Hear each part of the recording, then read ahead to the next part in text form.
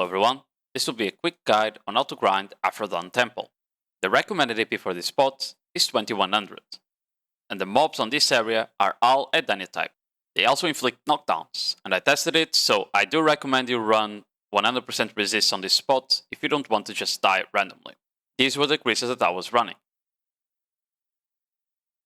As for Lightstone sets, as always, if you don't meet the cap, you're gonna run all-out attack or Edania damage.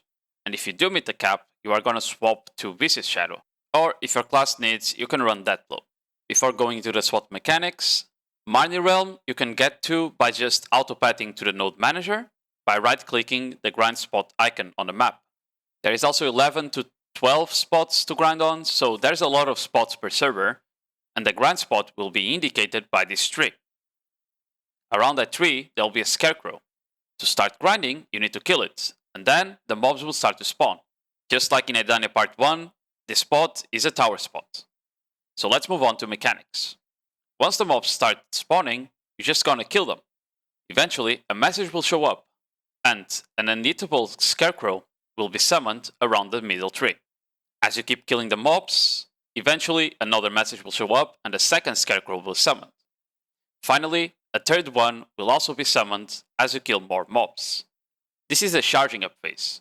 After this, the mechanic of this spot is actually coming into place. Every 4 or so waves, you're gonna see a message pop up, and then 2 waves of mobs will spawn. If you wait just a bit, you'll then see a white boar. It doesn't do that much damage to you, it only knocks you back, but it will one-shot the 2 waves that just got spawned. So it's kind of like a very small AFK phase. After that, a big scarecrow will be spawned and will just jump into the air and try to drop on top of you.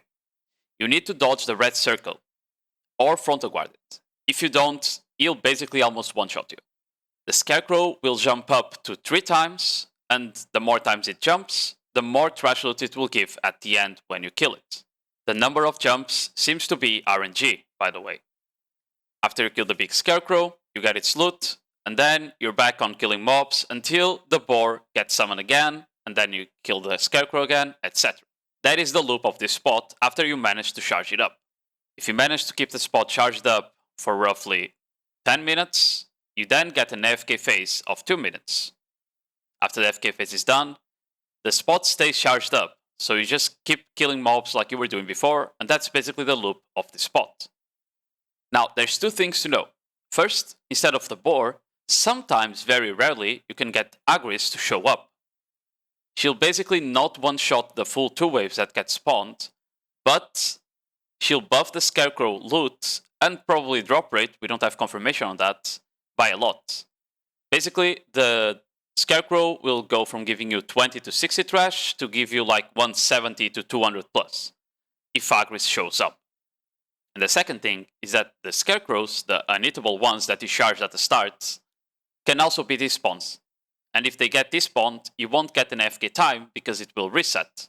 This is basically tied to a DPS check. And how it works is that if you don't kill the previous wave before the next one spawns, then the scarecrow wakes up and you need to kill it. So basically, this spot is not about killing the big scarecrow. You always need to focus the trash mobs and make sure you're killing them as fast as possible so you can keep the spot always fully charged.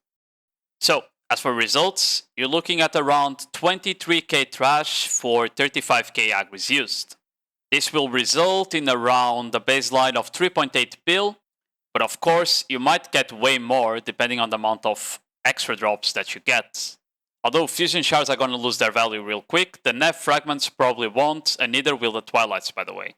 Overall, this spot is pretty solid, and it definitely surpasses Zephyros, so as soon as you can grind here, I recommend you do. That's it for the guide. I hope it is helpful. If you don't know, I stream on Twitch, link in the description, and good luck, guys.